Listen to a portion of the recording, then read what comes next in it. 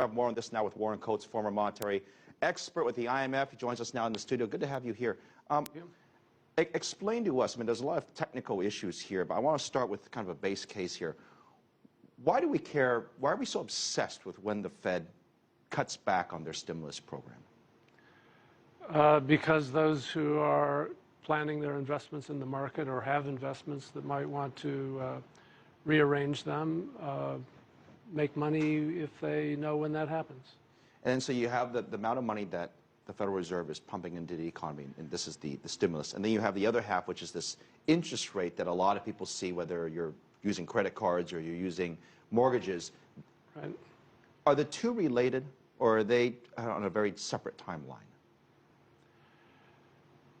The new instruments that the Fed has developed and is using have injected something I think is rather unfortunate, and that is that they're really targeting specific markets, the mortgage market and the government securities market. The purchases, the massive purchases that they have undertaken in the last couple of years, QE 1, 2, and 3, have not really been primarily to increase market liquidity and monetary growth. They've impounded 2/3 of all of the liquidity they created as excess reserves at the Federal Reserve by paying banks interest to keep it there. That's more quasi-fiscal policy than it is monetary policy. The meeting that Esther was at over in Wyoming, I mean, typically that's a strategy meeting for a lot of the policymakers around the country to get together and assess the state of the economy and then determine what needs to be done, I guess, towards the end of this year and possibly even into next year. Are you happy with the timing of what's being said about the tapering sometime starting next year and possibly as early as even late this year and this interest rates and all this stuff that's happening? Are you happy with it? Let me break that question in two.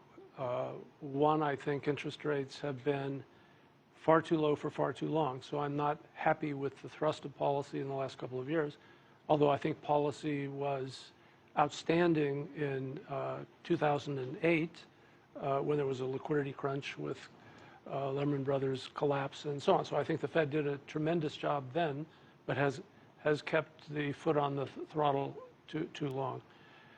On the other half of the question, the Fed has never been as transparent. Bernanke has introduced forward signaling, or what's the proper term, for forward guidance. I think that's a very good thing. And even with all of that, with even all of the information that the market is being given, they hang on every word. Nobody has a clear sense, of when it's going to turn. So there's still enormous uncertainty. And I think it's inherent in the kind of fiat money monetary policy we have. I think they do the best they can in a way, but it's really an impossible job. I remember the days, and you do too, when Alan Greenspan used to come in with the briefcase, and we would, of course, speculate on what he's going to do by the size of the briefcase. Right. But I want to talk to you more about interest rates, the mortgage market, the housing market. It's all gotten better in the U.S. Yes. Everybody will say the same thing. But rates have already started going up. The Fed doesn't have to do anything because interest rates, at least at the market level, have started to rise. And some people in the housing market are saying that it's going to affect housing. Do you worry about that?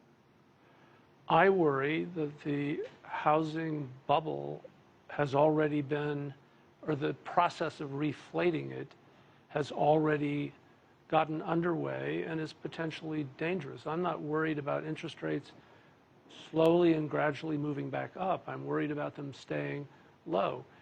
I mean, it's inevitable that if you pay, 2% or 3% for a mortgage, the public will overinvest in the housing stock, and that's not a healthy thing in the long run.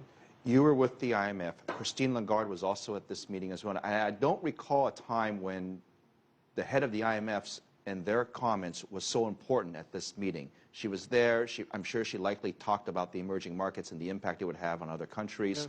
Walk us through how much is the Fed listening and how much of an impact would she have at these meetings? It's a very interesting question because the Federal Reserve has always been criticized for paying too little attention to the impact of its policy on the rest of the world. It looks at what it needs to do and goes forward. And that's largely true, but in the midst of the real crunch of 2 or 3 years ago, there was a great deal of cooperation between the Federal Reserve, ECB, Bank of England, and others with currency swaps and other coordinated policies to inject dollar liquidity into the market. So, you know, there's a degree of cooperation, but it's not nearly what it should be. And the IMF's job, in part, is to sensitize the Federal Reserve and other major central banks to the importance of coordinating their policies with other major players.